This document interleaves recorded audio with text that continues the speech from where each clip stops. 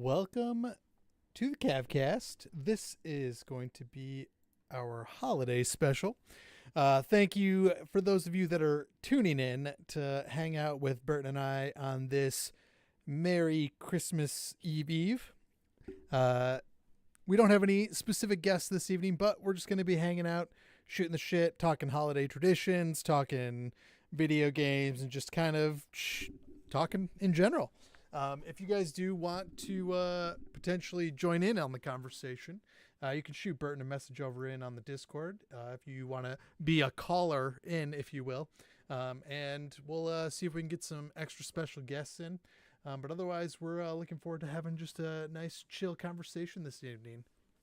So, Burton, how we doing? Doing pretty good, man. Just relaxing a bit before the holidays. You know how it goes. Yeah, absolutely. Yeah, it's been a bit of a chaotic year, I would say, for a lot of us. And sometimes it's nice to just take a moment, relax, hang out with family, be close with those that are dearest to you. And there's no time like the present, especially with Christmas just around the corner, New Year's, all that good stuff. So, Yeah, speaking of Christmas, you got an extra special Christmas present coming along, don't you? yes, yeah, I do have an extra special Christmas present coming. Um, I do have a baby girl that will be showing up either on the 25th, 26th, 27th, somewhere in there. So, future Cav member, doing recruiting from within. So, that's important. So, all of you guys out there, make sure you get out there and recruit. Or best possible recruitment. Actually, make recruit. Yeah, that's Like that. that's That's some hardcore stuff right there. it's important to do it yourself. There's nothing better than hiring from within. So that's my goal is just make as many members as I can. Absolutely, as it should be. It's pretty wild too if you So think about it. I mean, the Cavs been around long enough that you can actually start doing that. There's nothing. yeah, it's crazy because I think back when I first joined, I was in my early 20s. Um, and I was still, like I didn't even have a career back then. I was still, working at bars and driving cab and, doing odd and end jobs. It's kind of Right. crazy, everything that's happened ever since.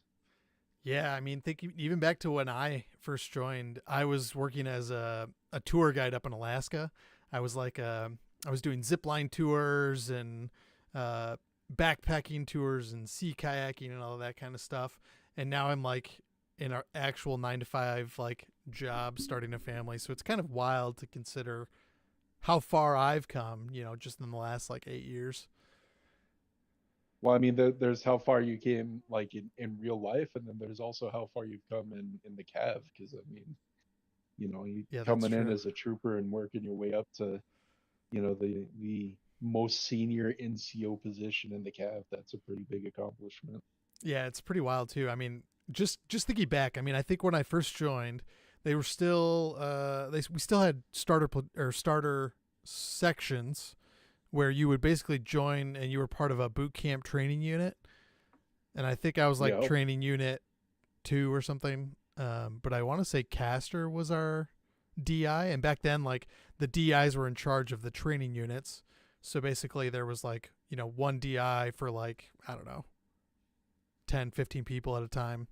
And you would go through 4 weeks of training unit and you'd learn the basics, kind of like the basic stuff that we do in like basic radio course, basic infantry, like all that you would learn in training unit. I, And I then, actually remember when they first initialized that, because before that it was like after you got through the briefing and boot camp yeah, portion, you got into MEPS, and you were like you were assigned if I remember correctly, you had to go through MEPS, and then you had to and then you were assigned to a squad. Like you weren't assigned to any unit at all sure, yeah, uh, before passing MEPS, but then you passed MEPS, you were assigned to a squad. Then they implemented the training, like the actual training platoon, yeah, that I think Chalicki it was a company actually, if I remember correctly, because we used to have a ton of recruits. Um, and Shalicki was the company commander, and I think that might have been when you came in, or was it before it Yeah, yeah, became yeah, an yeah. actual That sounds company? right. Yep. Okay, yeah. So, I mean yeah, that was back in the day. That was back when we used to get tons of people I mean, we still get in tons. through. It's just a different. They're so spread out amongst so many games now. Whereas back then, I Yeah, think it was just. I want to say Counter Strike was still one of the games that was supported, like the original CS, not CS Go or whatever it is now. Um, and I think and then one of the COD games. Yeah. yeah, one of the COD games, and then Arma. And Arma was split into two types of Arma. One was Air Cav, and the other one was just standard Arma 2. Oh man, yeah, Vietnam. Yep, I Yeah. remember that. Or, yeah, Arma. Well, I guess it was technically Arrowhead, and then it eventually switched over to Arma 3 shortly Yeah. after. Oh, yep. Yeah, it was Operation Arrowhead. Uh, so wait, so AirCat Vietnam, was that Arma 2 or was that Arma 3? That was Arma 3. So I joined right as Arrowhead was ending and Arma 3 was starting. Because they waited a little bit because they wanted to make sure there was a lot of mods and things like that. So it was like good. Yeah. Yeah, that makes sense. So yeah, AirCav man, AirCav Vietnam, that's a throwback. I mean, I could never really there's go still ahead. some stuff like it. Like I mean, like the Prairie Fire operations are similar, but it's definitely not the same, right? Like The Prairie Fire operations, in my opinion, so much better. Like the biggest frustration with the old AirCat Vietnam missions was the fact that you couldn't see where the enemy was because I mean the AI shoots through foliage. yeah, true. Like if it sees like just the corner of your toe poking out, then it sees your whole body. Um it would shoot through foliage, and that was the main frustration. But uh with the actual Vietnam mod and everything, you got the booby traps, you got the kamikaze warriors, you got all that stuff. Yeah, It's pretty intense. yeah, definitely makes for a more enjoyable Vietnam experience. It's almost like if that's what AirCav was when it first started, I think it would probably be one of the like top supported games still. Probably, yeah. And I think I there's mean, always been a massive push. And I even with there was a game that recently got announced, not recently, but like within the last year, and it was similar to Hell Let Loose, but it was going to be a Vietnam style one. And I think there's just something about the Vietnam era that will always pique the interest of those interested in milsim. you know, I I I I imagine it has something to do with some of the best war movies ever created. Yeah, I mean, well, yeah, I mean, We Were Soldiers is like iconic Absolutely, and Cav specific. and very Cav Um, specific. Yeah, but I mean, you've got that one. You've got what is it? The one with Charlie Sheen, Platoon. yep, Platoon, yep, Uh, Full Metal yep. And then Jacket, you've Full Metal Jacket. Yep. and And then I'm not, obviously Forrest Gump is technically a Vietnam movie, Forrest, not a good action it Vietnam movie, but it qualifies. is about Vietnam era. It's an alternate Lieutenant history. Dan. Jumped up and shot me in the buttocks. Bit me. Bit me in the buttocks. Lieutenant Dan, you want an ice cream? Merry Christmas, Yeah, everybody. There's a bunch of people saying Merry that Christmas. Happy holidays. Hamburger Hill. Yeah, yeah, dude. Hamburger Hamburger Hill Hill. is. Woo. Wasn't Heartbreak Ridge? Heartbreak Ridge. Hacksaw Heartbreak Ridge? Ridge. Is that what you're thinking of? No, Heartbreak Ridge. I don't know if I ever saw Heartbreak Ridge. Wasn't that the Clint Eastwood one? Mm, I don't know. I don't know off the top of my All head. right, you know what? I'm gonna I have need to do somebody to some pull it Google up. food now. Yeah, yeah. While you do that, have no fear. The one shared brain cell Hilberg and Westcott have finally showed up, so that's good. We have that one brain cell rattling around between the two of them. Yep, Heartbreak Ridge. So that is, Heartbreak Ridge. Yeah. yep, the American war film by Clint Eastwood. I'm rather certain it's set in the Vietnam War. Yep, yep, it is. Um, but yeah, that Heartbreak was was a great movie. Grenada, it says. Oh, yep, yep, Yeah. yep. Yeah, That's yeah. right. That's right. Still a great movie. Yeah, still a good movie. But yeah, there's so many iconic war movies, and honestly, like, there's good reason for it. I think there's just something so I, I don't know. It's just obviously like we're in a milsim clan, right? So of course that kind of stuff appeals to us. But even like people like my wife, people that you talk to randomly will be like, "Oh yeah, like have you ever seen like Band of Brothers? Like that's so good. I wasn't really into war stuff until I saw Band of Brothers." Or, "Oh, I really like Saving Private Ryan," or "I really liked We Were Soldiers." Like there's something about Americana and those movies that really bring people like enjoyment. I don't know if it's the patriotism or whatever you want to call it, but those movies just hit different. And even the ones that are coming out today, like there was that one that came out with Henry Cavill. It was like a World War II, like Inglorious Bastard style movie, and it was just so good. And then when you find out that it's all based on a true story at the end, you're like, oh, that's amazing. Like whenever it's just based on a true story at the end, you're like, oh shit, that's so good. Like the fact that people were actually doing this. Yeah, yeah, and it's crazy though because when I was younger, I always took it at face value. But Sure. as I grew older, I realized that Hollywood obviously romanticized it for the purpose Oh, of absolutely. storytelling. Yeah. So when you watch those movies and you keep that in mind, it kind of changes a bit of everything. The more you're able to at least as far as possible empathize with the people that are in Yeah. those situations, the more you're just like you know wow. Yeah. And um I do you know think the, some of the newer movies, and again, this is all just based on things that I've heard from other people. I personally didn't experience a lot of that stuff, but um, like the newer movies, like the Lone Wolf movies where they actually have the people like consult on the movie to make sure that it's mostly accurate. I think there yeah. was another one that recently came out. Oh gosh, what's his name? John Bernthal was in it, and they had like an interpreter, right? That like basically saved them um, by like Oh, I don't remember the name of the movie off the top of my head. y- uh Lone Survivor. Yeah, Lone Survivors. That might be it. But those Yeah, types of it's movies are about the seal. really, yeah, they're really starting to like. Oh, no, I know which one you're talking Yeah, about. You're Lone talking about the Survivors, one. the four Navy SEALs, but then there's another one Yep. where it's like the interpreter saves the guy, and I want to say it was John Bernthal was the like U.S. soldier.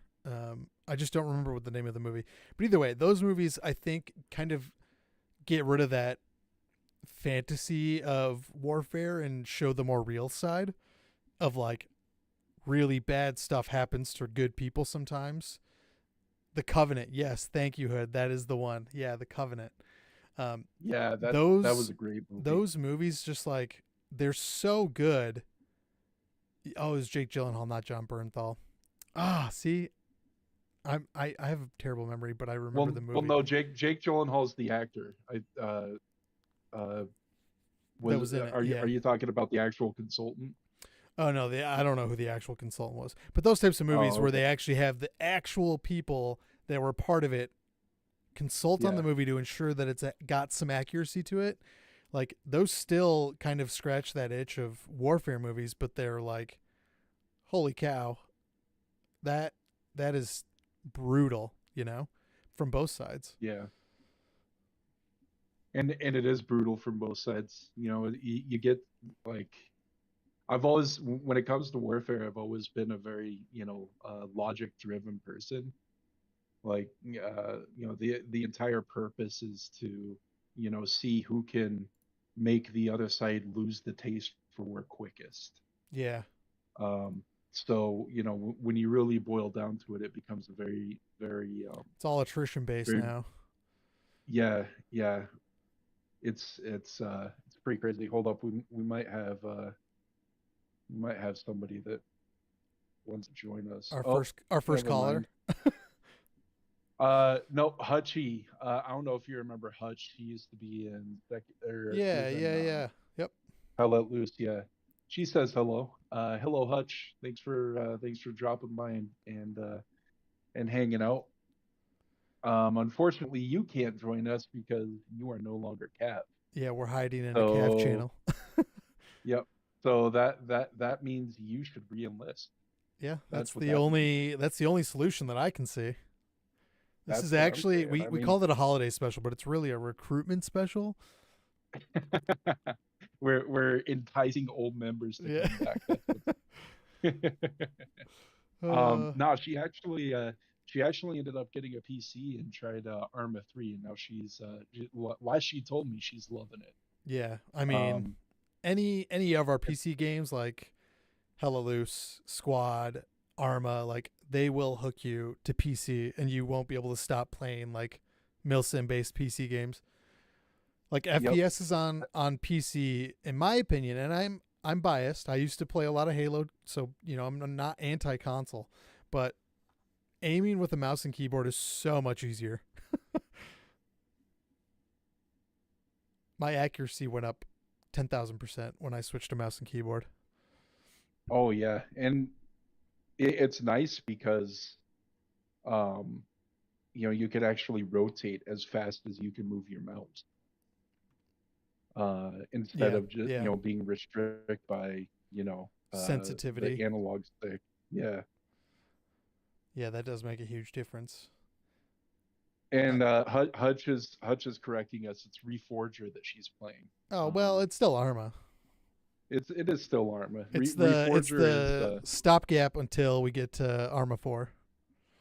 yep, 2 years, 2 years and counting, according to Bohemia Interactive. That's perfect because my kid will be a toddler around that time. So it's an excellent time for me to like really get back into games. Like I'll be able to still play games, obviously. Just strap the child to the chest, but Molly pack style. But I'll be able to like, really be able to play games again at that point. Yeah, yeah, and well, so all right, so real talk. When are you planning on getting your daughter her first computer? Man, it's tough, right? Because like I'm kind of the mindset, right? Like we grew up in an era where you had to come up through the phases, right? Like you had to have a Nintendo first, and you had to like walk before you could run, if that makes sense. Yep. So I'm kind of the mindset that I'm going to kind of force her to be on like the early style consoles, get them used to that type of control, right? Because I think the reason that so many of us are so good at computer games now and console games is because we came up with the development. So I think you have to have some of that early development so that way you can master the PC. And I don't think I got my first computer till I was like, I don't know, 15, 16. Like I had like a home Yeah, I think. computer, but it was like, you're playing like StarCraft. It's not really like shooter Yep. style. So I really do think like 15, 16 is probably the prime age, but you have to start on the earlier Nintendo style stuff where it's like very analog, you know, directional movement, not so much just, use this control to look, this control to aim, this control to strafe. Like there's so many controls now that I think it's harder to pick up gaming now than it was to pick up gaming when we started. Yeah, not gonna lie, man. Like I don't even have kids, but I have resolved. Or at least I've come to the resolution that if I ever did have kids, they wouldn't be getting a computer until they could recognize a creeper from just another player. Um, Yeah. because there are way too many of those online nowadays. But starting on console, that is a great choice, especially if you don't buy them a headset True. Yeah, or that buy does her make a a huge headset rather. difference. Yeah. Hood asks, what were the first dedicated PC games you remember playing? For me, it was it was like Meteor Blaster or something like that. It was this Yeah. ridiculous game that came stock with Windows PCs back in the early 90s. I I don't know if you ever played it. It was like, it was a top-down shooter, like scroll shooter, but it was like Gumball Pete or something like that. I wish I could remember the name of it, but I played it on Mac a lot. My friend had a Mac computer, and that was like the first PC game, like Mac game, that I remember playing on a computer. And it was like, those like twin stick shooters is like what they turned into, but that's what it was, that style back then. So it was like WASD movement, and then just like whatever direction you were moving is what direction you were shooting. And You I just know, remember it being so goofy, and I wish I could remember the name of it. I remember a game like that, but it wasn't the name wasn't anything like that. Oh, it was. It was I remember. It was Power Pete. Power Pete. Yeah, Yeah. Did you ever but play I that? never played that. No, but I did play Crusader. No remorse and no regret. Crusader. I don't know if I ever played Crusader. Crusader. Yep. Dang. That's an oldie right there. Did And you then ever, when you were in school, did you play the Oregon Trail? Like, did they have you play that in school? oh yeah. Oh yeah. I recently read a thing that said that Oregon Trail sold like 2 billion copies or something like that to public schools throughout the like 90s. Just because there were so Yep. many kids, everybody was playing it in like, computer lab or whatever it was. Like, you would go to computer lab and it would be like, oh, today we're going to learn how to type. And then once you were done with your typing lesson, you could just play Oregon Trail. Yep. Yep. And my favorite part of that game, hunting, hands Yeah, down. yeah. Right. The first initial like step into first person shooters. Yep. And also Hutch is over here calling me old. Talk about pot calling the kettle black. Hutch. Right. Gosh. Yeah.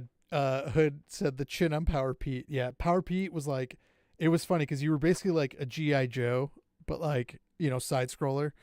And Power Pete had this massive like GI Joe chin. But the game was cool because you would go to like different areas on the map, right? You could go to like safari areas and like Toyland areas, but you would get different weapons based on whatever zone you were in. So you would get to like play with different stuff. But the whole concept was that you were literally like a GI Joe that came out of the box and were playing as the GI Joe in these different like toy environments. But I just remember it like so vividly because it was just the most goofy like floppy disk style game. So okay, so in foster care I was in foster care when I was younger, Okay. but Yeah. there was a Mac computer had a floppy disk. Oh yeah. Um, it had a game called, I think it was called System Shock, System Shock and sounds really familiar. yeah, that was one of the first shooters that I ever really got into, as well as the original uh,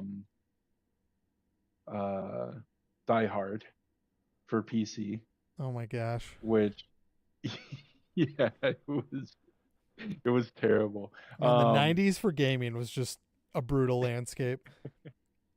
Yep, I played the OG Doom, the OG Duke Nukem.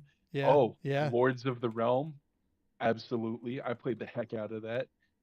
Warcraft Orcs and Humans. Yep, been there. Original Command and Conquer. Yep. Yeah, the Orcs vs Humans. 100%. That game was. I remember seeing that game as a kid, and like if you go back and look at the graphics now, right? It's so brutal how like blocky and mediocre the graphics are. But back then, when I was playing it, I was like, oh, it looks so real. Like the cinematics are amazing. Like the way the characters move, like everything looks so real. And now, like, Yep. you play any game that's like a AAA studio, and you're like, oh god, these graphics are trash. Dude, imagine going from like the original StarCraft or the original Doom or something like that to Yeah. something like Cyberpunk. Oh my gosh. Yeah. It's like night and day. Just mind blown. Did you ever play? There was an old PC game. This is also kind of the same era as Power Pete. It was called like Apache, and it was like this old school. I want to say it could have been.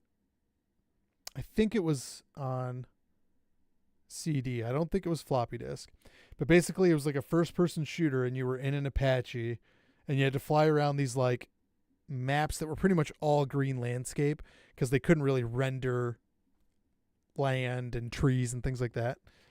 But basically, you were flying around as an Apache like air assault, group.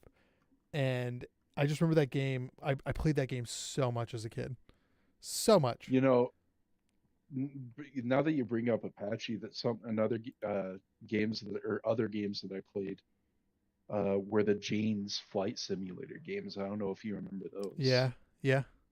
But I played the heck out of the Jane's Flight Simulator games, and then gosh, I'm trying to think what else. Played a whole bunch of Solitaire too. Oh, well, yeah. I think Uh, everyone played Solitaire. That free pinball game that came with every Windows. yep. Like And then you were the hero if you could figure out how to get that to load on a school computer. dude, do you remember the original Rainbow Six? Oh yeah. I played the crap out of that. Cesar Chavez was Oh, always my favorite operator to like add to my team. absolutely. Yeah, Cesar Absolutely. Chavez. Yep. Yep. Dean Chavez. Yeah, Yep. Dean Chavez. 100%. Yeah, dude, that game was so fun. And that game It too, was so same good. thing. If you go back and look at it now, it's like it's bad. The graphics are not great, but back then it was so cool. And I remember there was do you remember the snow mission where you could like see their breath as they were like the enemies were moving around, you could see their breath, and I was like, "Oh my gosh." Like the fact that you can see their breath, that is, oh my gosh, like that's insane. This is so high tech, It's guys. so realistic. Yeah, but that game would always crash for me because it was like too high end for my computer. Because games back then, like, it didn't take a lot for a computer to run a game back then, but like, you were just solely relying on like the CPU, hoping that it would pull the load. There wasn't a whole You lot of know, graphics technology back then.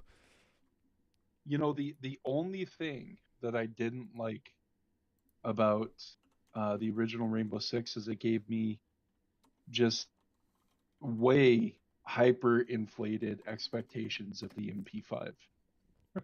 Yeah, that's true.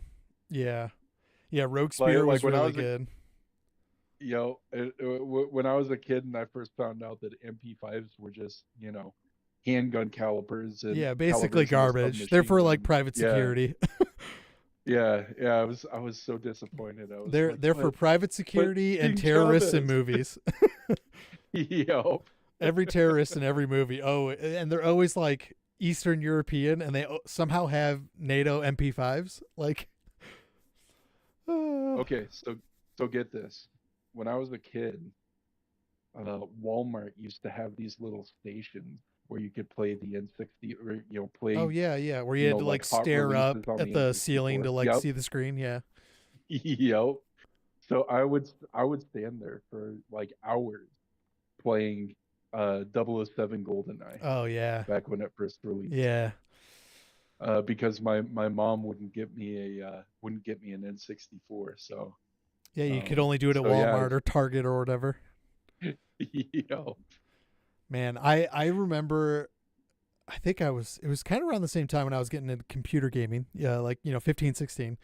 I would go to Walmart literally just to play the game display for like an hour. Like me and my friends would yep. ride our bikes to Walmart and just stare up at that screen and play whatever, junky demo was on there. And sometimes it was like a fighting game and you could only play like one match and then it would reset the demo. But we would just keep Or replaying it specific characters, over and yeah. over and over. Oh man, we probably wrecked that thing. Like the joysticks on that were so beat up after like a year just from kids like me and my friends playing on it all the time. I wonder if they had that kind of stuff in like Europe, or like what was the equivalent of like the game display in Europe, you know? Like what store did you go to? Yeah, that's a good question. Let's ask Hutch. Hutch, where did you go to play games for free in Europe or in the UK rather? Wait, yeah, the UK isn't necessarily a part of Europe, but I'm sure they have a lot of the same chains. So Sure, yeah, it's similar. possibly, maybe. Yeah, I just remember also like the Blockbuster when they came out with it was like a Game Pass. Do you remember that? Where it was like you could rent any game. It was like unlimited game rentals for like a month. And it was like not that much money. That, yeah. It was like $15 or something. There's So, no way they were making money on it. Jacked Up Jack said Media Market. Media Market. And Hutch says Comet. Man. It's crazy too. Those remind me, those were probably similar to like did you ever go to like Sam Goody? It was like a audiophile, cinemaphile like store for like albums and stuff. Yeah. And then they switched to like a couple times, yeah. FYI, I think was another one, like for your entertainment, and FYE, for your entertainment, something like that. Like it was kind of the same thing where they were like the predecessors to Best Buy. Speaking of Best Buy, Geek Squad, absolute scam. Never use them. Yeah. How did you learn that? I talked to one of them. Yeah, that's fair. No offense to any of our members that might be part of Geek Squad, but yeah, I think you're right. I think a lot of the Geek Squad style guys are like college kids who just needed a job, and they were like, "Yeah, I played a computer game once," and they're like, "Oh, you're hired." Yeah, dude, that's pretty much how it was too, man. Like, I mean, yes, rebooting the computer definitely gets you. Yeah, it's a lot of that solves a lot of problems. It does solve a lot of problems, but there are also a lot of problems that that isn't going to help you out with. Well, especially back when Geek Squad like first started coming out, there wasn't any like firewalls or antivirus. Yep. So like their whole shtick was like, "Oh, we'll install McAfee like antivirus on your computer. Like we'll do that for free if you buy a computer from us." And then everybody realized how much of a scam McAfee was. Yeah, all you need is Windows Firewall, and maybe Malwarebytes occasionally, if you want like to just run a quick sweep on your computer. So it's funny though, because like back in the day, I did a lot of. I'm not gonna specify what it is because technically it's illegal, but I did a lot of downloading stuff. Sure. Yeah. Using a certain process. You sailed the 7 seas. Yes. Of the World Wide Web. And there were many itty bitty bits of torrents that were downloaded. But yeah, I did that, and let me tell you something, man. Yeah. I'm pretty sure my PC was dirtier than Kim Kardashian. It was pretty bad. Yeah, yeah. Like I wasn't even downloading anything, really all that bad. It was just the fact that it was just it was all peer to peer. It was all peer to peer. Yeah, it was all peer to peer. Yeah, and there was so many nasty viruses that were getting piggybacked on stuff. Yeah, sometimes I wonder, like, how bad did I mess up my parents' computer? Like downloading random music files. Yeah.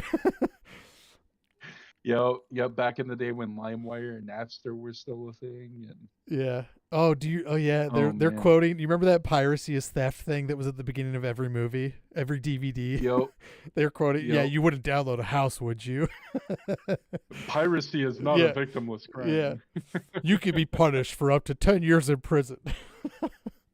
Okay. And up to $100,000 fine, I think it is. I think I went over to one of my friend's house, and he had at the time, he had like really good internet, and he had downloaded like every movie up until that point and had it on like DVD. So he would download them, burn them, and then delete them. But the dude had like, it was like like a 2 bedroom apartment, and one of the bedrooms was just full of DVDs that were all pirated. And it was like, his dad was like, "Yeah, it's so cool. Like I could just get any movie I want." Yep. And it was interesting because back then, like, they were quality, right? Like, if you try and pirate some stuff nowadays, I'm sure like the quality's just kind of garbage. Like, obviously, like the studios are better about finding the content and taking it off the internet. Obviously, it's not perfect, but like finding a high quality like video through the like 2000s was near impossible. Everything was grainy. Your internet was never fast enough, and the audio was always desynced or something like that. Yeah, you remember burning CDs Oh yeah. like just music Yeah, I Yeah. burned I'm gonna so burn many I'm gonna burn a CDs back in CD. It's gonna be done in like 3 days. the day. Yeah. Your dad for, would open up the for CD 10 drive and songs. you'd be like, "No, No. all my Yeah. progress." Oh man. Okay, so the first custom built PC that I ever got was like $500 back in the day. Oh, And it that was a was lot back then. it was a lot back then, but it was for something like I want to say it was 50 gigs of memory Oh, sure. Yeah. and not even a gig of RAM. And I mean it was, just comparatively ancient technology to what we have today. And Wow. yeah, that thing could burn, a 10 or 12 song CD in like 20 minutes. That's So crazy. I was Yeah. popping those things out left and right, Yeah, man. you I were was like dealing burning them at school. everybody's. Yeah, dude. Like, oh, you want that album? I got you. Burton's mixtape volume 1. Yeah, it was kind of crazy, man. And that was back when I was really getting into grunge and metal too. Oh, sure. So, Yeah, yeah, back when like Nirvana was like the shit, dude. I mean, they still yeah, good, obviously, like rest in peace Kurt the, Cobain, the but like you that was the era of like, yeah, just get all the good stuff, throw it on there. Mixtapes were like iconic. Yeah, there wasn't a single computer, like thanks to LimeWire and Napster, there wasn't a single computer in our computer lab in my high school that didn't have "It Smells Like Teen Spirit" Yeah. and "Crawling" by Linkin Park on Yeah, oh yeah, Linkin Park was huge. Yeah. it. Man, And that's so funny. this was this was back in like the early 2000s though, Yeah, yeah. but yeah, it was back when I was raised in a really strict Christian household, so Sure. it took me a bit to break into music, but oh man, once I broke into it, Yeah. there was Well, no holding me back. and that era of music too was so good for that. Like Yep. everything was so not punk. I don't know if punk's the right word, but like Raw. everything was raw. Yeah. So it was like once you got into it, you were free to just kind of explore and get into all this like different stuff. Like I remember getting into like hardcore music in high school, and we would go to shows, and we were crowd surfing and mosh pits and all that stuff. And like, man, those years of just like you see some like local bands after like listening to their music online or something, you would like mosh for a little bit, and then everybody would be like, "All right, we're gonna go to Denny's now," and then you would go to Denny's at like 2 a.m. That was like 90% of my high school like social experience. Yeah. So when I was in high school, Trapped, before they became big, like Sure, yeah. Headstrong was just starting to catch on the radios, Wow. and they ended up playing a free show in Copper Mountain that I went to. That's so crazy. Uh, so I went and saw them. I went and saw them for free. It was yeah, it is crazy that they played a free show, but that's what bands did back in the day. Yeah, it's true. They Yeah, basement if they show wanted or to promote like themselves, yeah. below a record studio or something. Yep, exactly. And then I saw MXPX, if I remember correctly. That was either Keystone or Copper Mountain. Yeah. Um, Well, especially in that but yeah, area, I feel like, because like when I lived in Colorado, a lot of up and coming bands would always play like free show venue type stuff at like all the mountain bars and things, because there's such a diverse crowd, right? Everyone is from out of town, and like the locals are there too, so you got a good mix of like people from all over. So it was like a really good way, in my opinion, to spread your band's like footprint across a Yep. bunch of different states very quickly. Okay, so Hutch asked a question, and it's a Yeah. really important question. She said, "Did you ever hit record and play to record a song off the radio?" And if you don't mind, I'm gonna respond to this real Yeah, quick, go for or it. at least from my Yeah. perspective. So not only did I hit record and play to record a song off the radio, but I taped over the missing tabs on my sister's singing practice tape so that I could record music off the radio. Oh no. I bet that went over really well. Oh, it went over great. You remember the just speaking of that era, do you remember when right after that era they came out, not right after the era, similar era, right at the end of it, when they came out with the like 3-disc CD changer? And you could have 3 discs and it would rotate. Yeah. And you could pick your that disc. was crazy high tech, man. Crazy high tech. That was back when you had those binders full of CDs. Yeah. I had a buddy in the back of his car. He had a 30-disc changer with like his sub and stuff, and he would have to like preload all of his CDs in the back. But he had so many CDs that he could listen to, and everybody was like, "Oh, that's crazy that you have 30 discs and you just have to pick it. Like you don't even have to like go through your book of CDs. You just pick whatever disc you want." Yo. That was insanity. The best sound systems for road trips, hands down. Which were pretty frequent because back in the day in Colorado, you couldn't buy anything above 3.5 beer on Sundays. Really? So road trips to New Mexico and Wyoming were frequent. Wow. That's a wild thought. Like what a weird restriction too. Yeah, right. That kind of like in Michigan they have like you could either sell alcohol on Sundays or you could sell cars, and everybody's like, well, we're not giving up alcohol, so they ended up like canceling out. Like you can't buy cars in Michigan on a Sunday no matter what. It's like an old law from like, I don't know, 1810. It feels like, obviously cars haven't been around that long, but you know what I mean. It just feels so archaic. It's like it's up there with like the laws where they're like, oh, if you bring in 10 rat tails, we'll give you 50 pence. It's like, what? That's what it feels like. Though. Yeah, they ended up repealing that law in Colorado. I want to say back in like 2012. Yeah, and I think Colorado is one of the first states that I ever went to that had drive-through liquor stores. Where you could straight up like pull up to like a drive-through window and they'd be like, "What liquor bottle do you want?"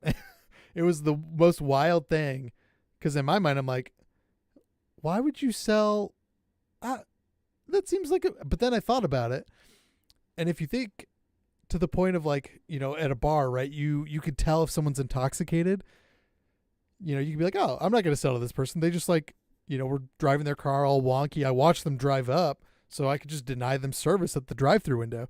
But if someone drives up all wonky and then is like, gets out of their car, you know, walks into the liquor store, you know, sobers up a little bit, you wouldn't even know. You just sell them booze and then they'd be driving off all wonky again.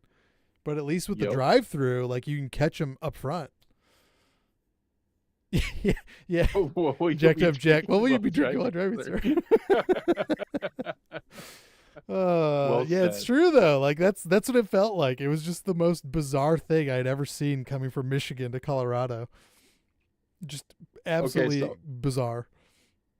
Do you remember how big of a deal caller ID was back in the day too? Oh yeah, Star 67, Star 69, something like that. Well, yeah. So Star 67 was you called. Star 69 was the call back. That's right. Yep. So it would call you back as soon as like the other person got off the phone. Yeah. But there was also the just caller ID, just being able to screen your phone calls. Isn't that wild? Yeah, I That was mean, I such remember a that. Yeah, like popular the thing. the phone would like have a little tiny LED or LCD screen on it. It was like yellowishy green, and it would Nope. be Yeah, like yeah, whatever yeah. It number's was, calling and you. it, It wouldn't tell you the name. It just said the number. yep. But back then you knew the number. That's If true. it was Yeah, I somebody knew that you're all my waiting friends' for. numbers. Yeah, that's true. Yep. Yep. We actually had to memorize that stuff. I think I actually still remember my old home phone number. Yeah, I mean, I remember my old home phone number. It's obviously been disconnected for like, I don't know, 15 years now, but man, I used to call that number a lot. Mom, come pick me up, please. Had to use a payphone All to from call home. unknown caller. Yep. Yeah, So Daniel yeah, Hood. Yep. My mom avoided those phone calls. So yep. did my Call from unknown caller. dad. And it was always that like weird robotic female voice. Yep. Do you remember? Okay, this is Oh going to be the man. real throwback. Do you remember having to call time? Like Call time. you would call a number and it would go, the time at the tone will be, and then it would say like whatever the time was. And that's how you like No. figured out how to set your clocks to the correct time. Oh. So okay. So no. No. I don't remember that. That was like the craziest stuff. So like we would lose power at our house, and back then you'd lose power, all the clocks would go to like, midnight or 12 automatically. But then you literally had to call time and you would dial in whatever number. It was like 4113 or something like that. And it would be like, the time at the tone will be 12:35. And then it would be like, doot, doot, doot, doot. And it was like, hit 12:35, hurry. pushing the knob on the Yeah, watch. it was wild. Yeah. And that was like literally how we set the clocks at our house. And like, that was the only way. Like, I don't know how people figured out what time it was otherwise. You'd have to drive to the bank in town or something. I don't know. Oh, dude, jacked up. Yep, me too. The 1-800 collect call trick, where they gave you that like 2 or 3 seconds to record who was Yeah. calling, Yeah. and you just say, hey, I'm home, or hey, I'm Yeah. at the bus stop, come pick me up. Yeah. Yep, I Oh, remember that. Oh yeah. man. Oh, and then worrying about long distance calls. One of my buddies growing up, this is a great long distance story call. He was like, he met some girl at a concert that we went to, and we were in Detroit and she lived in Canada. And so she went back to Canada. He got her number. He ended up like doing long distance phone calls with her like all the time because he was like, oh, I'm a, high school boy and I like girls. And so he would like long distance call this random girl from Canada, and he racked up like a $2,000 long distance phone call bill. And I just remember him Oh, getting grounded for so long. He was in so much trouble. And like, you couldn't just be like, oh, no, that wasn't me back then. Like, you had to literally put in your phone number to be like, yes, I confirm the charges back then. So there was no like, getting out of it by saying, oh, well, I must have butt dialed her. I didn't do that on purpose. So like his parents yeah. had to foot that like $2,000 bill because he was calling Canada for like 3 hours a night. So Ooh, I remember internationally and I long remember distance. doing that. I remember doing that at my grandma's house. It was for nowhere near $2,000. It was closer to like 150 or something like that. That's still a lot. But yeah, it was. She wasn't happy about it. I can tell you that much. Oh man, AOL. I Yeah. Do you okay. remember the So AOL Yahoo Instant chat Messenger? rooms. Yep. AOL Instant Messengers, Yahoo chat rooms. Yeah. All that stuff. And MSN I'll tell you Messenger. what, man. Yeah. I am with all like with the number that I don't know, who knows, maybe there were just as many predators back then, but I am so glad that I didn't the Yahoo chat rooms don't Oh, exist yeah. in modern day, because those, like, back then, those were some pretty sketch places. Yeah. I'm Somehow thinking I like, managed to survive. my guess is too that like it was so obscure back then. And because we were coming up with the technology, it was a lot easier for us to like access it and use it. And then as like people our age got older, the weirdos and stuff like that, like they grew up with it now, so like I think there's more of it now, right? Whereas there wasn't as Yeah. much back then. Back then it was like very innocent. Like everybody was like, "Oh, I'm going to download a picture of an elephant." And it took like 10 minutes. And like that was like what people use the internet for. I still remember. So, back in Yahoo chat rooms, you could use this. I forget what it was called, but it was essentially the junior, like the beginnings of the concept of DDoS, Oh yeah. where you would have a bunch of bots spam instant messages Yeah. messages to people, and it would make them disconnect from the internet. Yeah. Yeah, I remember that Um, too. yep. So It was like it was similar, it was like the predecessor to like lag switching. yeah, that was Yeah, it is wild to that think. was Yeah, back in the day. Jack just said it. It was like the AOL chat room is like the Discord now. Like Yep. all that iMessage and Messenger and AOL and all that stuff. Yeah, 100% is like what led to Discord, Skype, like all that stuff led to Discord. That's why Discord is like what it is now. Took all the best parts. In some of the It's some of bad the worst. parts. But I guess like on the flip side, at least they're catching the people that are doing bad shit now. Yeah. You know, whereas back then it was like you just hoped that Chris Hansen would show up and It was catch just the bad wild. guy. Yeah, it was just Wild West back in the day, dude. Yeah, yeah, definitely way different. And like the internet's honestly, I think the internet's probably I don't know if safer is the right word, but there's just more safeguards Yeah. if you want them, if you want them. I remember Crossfire. Yeah, Yep, I remember Crossfire. Yep. Crossfire. Yep, the Cav used that back in the day during the Arma 2 stuff. Yeah. It was like Ventrilo, Crossfire. Ventrilo led to like TeamSpeak. Yep. Man. Oh man. Whisperless. Whisperless. Yep. Whisperless for operations. Ugh. Never gonna miss that ever. Never. Crazy to think about, man. It's things have just come so far, and like I feel like the day and age of like gaming and the communication levels that we have, the fact that we're able to like stream and instantly talk to people like now is insane. It's such a cool progression through the years, and it's like I'm so grateful for it because like we get to meet all these different people from all over the world. We get to hang out and play, you know, milsim games with each other. We get to hang out like I mean, you're in a completely other side of the state basically. Or not state, but country. And the fact that we could just have like a chill conversation and have zero lag time, like everything is just flawless. It's amazing how far it's come. We could have a conversation in real time. It's pretty crazy. Yeah, real time, zero lag. Like they measure ping in milliseconds now instead of, you know, seconds. Yep. It's wild. Actual seconds of ping are considered unacceptable these days. Yeah. Yeah.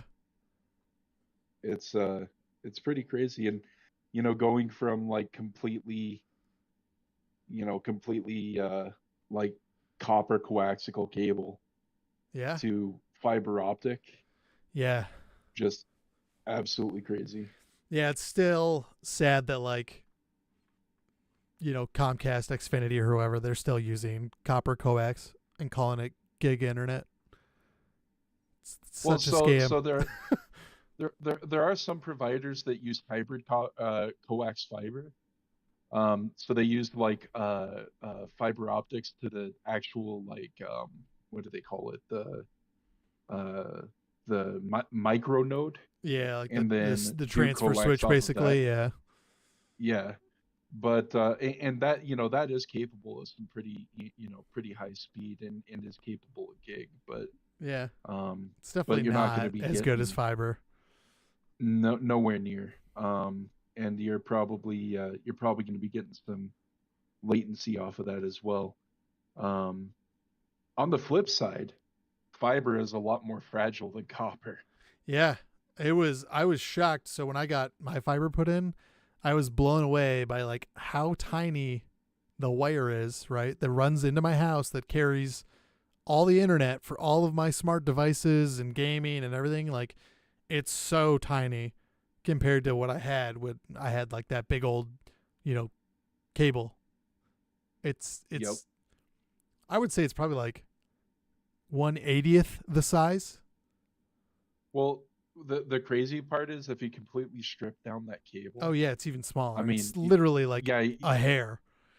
you're looking at, yeah, exactly. It's a glass tube that's thinner than mechanical pencil lead.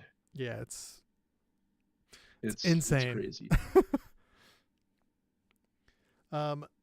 Let's do. I'm curious because we kind of got off holiday topics and got into like old man, crotchety topics. Um, so kind of sticking with holiday, but also old man crotchety. What is like one holiday tradition that you do every year? Whether it's with like your family or yourself or your friends, like what's a holiday tradition that Burton does every year? Oh man. Okay, so real talk.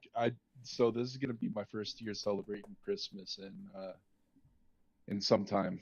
Um, but I have made it a tradition Yeah. uh to actually like wait to open any gifts that I might get Oh sure. until, Yeah. Christmas Day. Yeah. And I actually, so one of my friends sent me this little nativity set Oh uh yeah. Nice.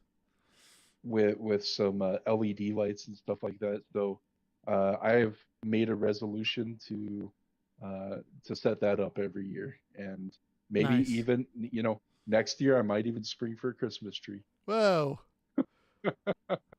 You know, that is up there. Like my wife and I get a Christmas tree every year. We do Yeah. it's called the conchler fir. It's like a orangey, citrusy kind of scented conifer. Oh, nice. It's really nice and it lasts forever. So it ended up being like a holiday tradition that we started together where it was like, okay, cool, we're going to go get our tree, and we got it the first year, like I don't know, right after not right after Thanksgiving, sometime in December, and it literally lasted us till Easter. And we were like, all right, cool. Seriously? Like we're going to do this every year and just have a nice like citrusy smelling pine tree in our living room for like 2 to 3 months, and it like did not lose any needles. Those conchler firs are insane. So you get like natural citrus smelling scent in your house, that you buy whatever, $100, something like that, for like a 6 or 7 foot tree. And it lasts you like 3 months. It's so worth it. Yeah, I don't even like if I do get a tree, it's not going to be a big one. It's just going to be like a, little 3 or 4 foot tree. Yeah. Hey, dude, You that's know? that's the honestly like that. If that's all it takes, like that's all you need. Yeah, I mean, you know, gotta live that bachelor life. Heck yeah. But yeah, that's probably up there with one of the traditions that we do. And then another one that we do is like a family one that I've been doing since I can remember.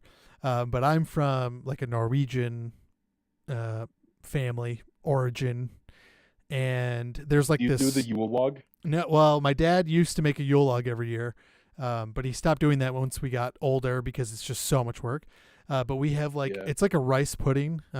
It's got a couple different names. Some people call it rumagratin. Some people call it Reisengrat. There's a bunch of different names for it. But basically, it's like a rice pudding, and you eat it with different toppings. Some people put like jelly. Some people do cinnamon, and you hide a little almond inside one of the bowls, and then everybody mixes the bowls up, and then whoever finds the almond in their bowl gets to open the like first gift on like Christmas Eve. And it's usually like some silly, like some little, dollar store style gift. It's not like anything crazy. But that's something that my family has done every single year since I've been alive.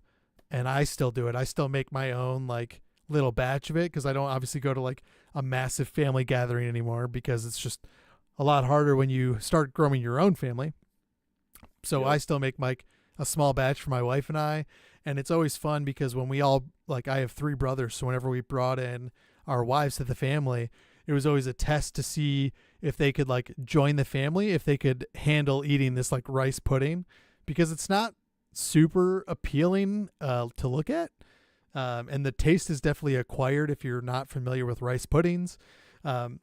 So like it was always like a test to see if people could handle the rice pudding. And that was just something that was always super fun and enjoyable. And like my dad, I don't know, I think it was rigged, but he basically got the like almond gift every year for like 7 years in a row. And the gifts kept getting better and better. And we're like, something suspicious about this. Like, and he'd always hide it in his cheek and act like he didn't have it. And then everybody would be like, oh, where's the almond? And then he'd pull it out of his cheek at the last second. So I don't know if it was like in his cheek the whole time and he never actually put it in the bowls, or if he actually did get it every single time, got lucky, and then just hit it. But I don't know. Sometimes those traditions, they're questionable. Yeah, he was totally cheeking it the whole Yeah, time. I think so too.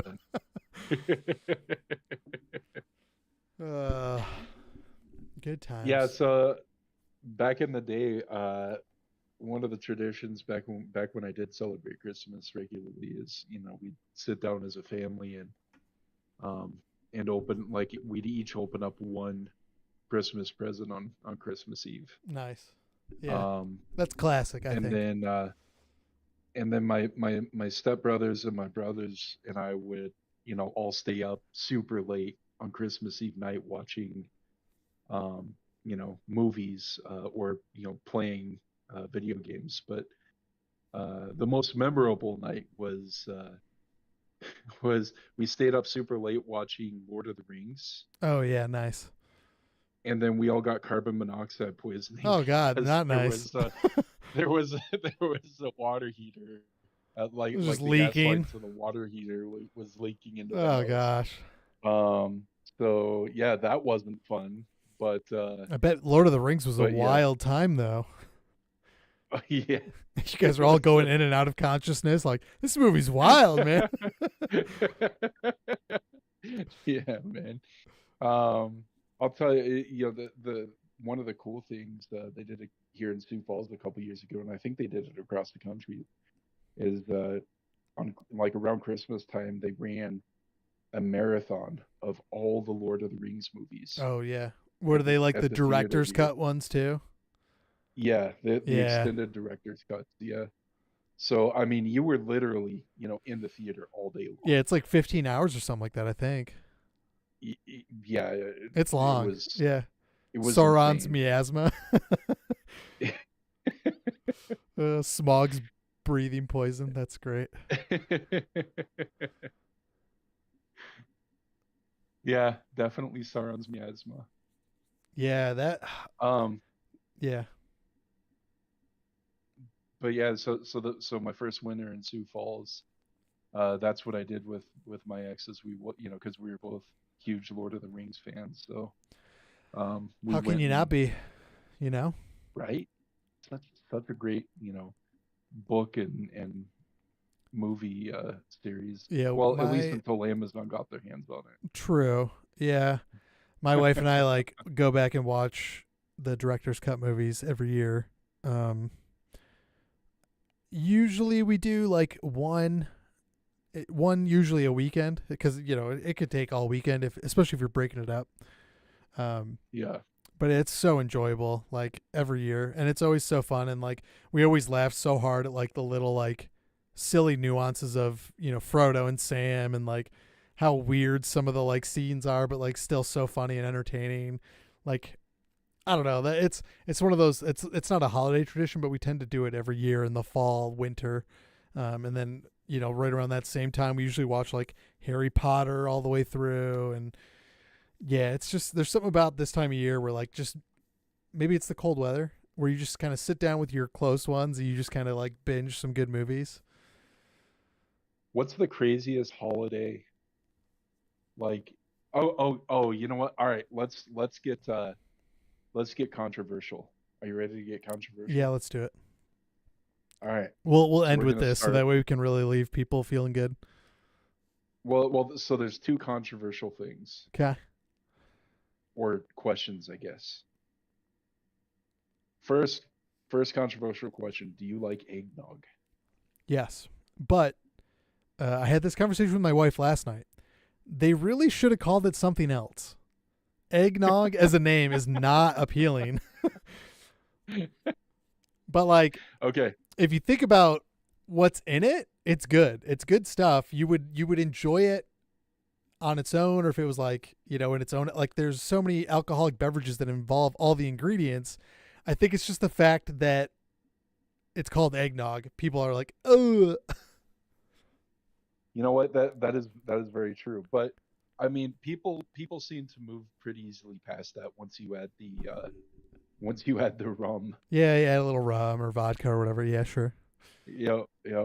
Like Okay, eggnog, so White Russian. I also like eggnog. We'll go ahead and move on past that now. Eggs and liquor together are foul. It's funny because like I Okay, don't know why it's like I think it's because you think of it as eggs, but it's not. It's just the like yolky part. It tastes so good. it is so good. Okay, what's the And second then part? okay, all right, fruitcake. Oh, um, again, I think the name is misleading because you can have good cakes that are fruit cake technically, but like the super stodgy, like soaked, old, gross fruit cake that like your grandma used to have. No, thank you. Okay, I would pass on so that. part B to that question: with or without walnuts? I would say, well, okay, that's also controversial because they have to be toasted walnuts. If you don't toast the walnuts, they don't taste good.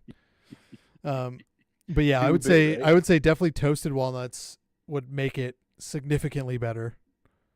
My man. But So yeah, my chocolate cake position, is also really good for holidays. Like a good yes, red velvet chocolate cake. Mm. or like German chocolate cake, Yeah, German chocolate cake is good. Yule or log, the like you were saying, is good. yeah. Okay, so my position on fruitcake is I won't buy it. I won't That's look fair. for it. Yeah, yeah, yeah. But if it's there, I'll probably eat it. Yeah, I'll have it. There's a reason why it's still around. Same thing with eggnog. Yep, They're both around yep. for a reason. I think some people are afraid to admit that they like it, but they do in fact enjoy it and like it. So with eggnog, I think it's if you actually like set aside what mainstream like health recommendations have been like the BS that they've been pushing for so Sure. long, and you actually look at the breakdown of homemade eggnog, it's actually it really is in moderation. It is it's a pretty healthy drink. Well, yeah, I mean that's Um, that's like all things. All things in moderation are going to be healthy. well, or at least like you know a net zero Yeah. situation. But Yeah. eggnog, you got a lot of proteins, you got a lot of aminos, you got your Yeah. I dairy, mean, it's the same as all drinking that stuff. like solid eggs. They're just whipped Yeah. in this case. Yep.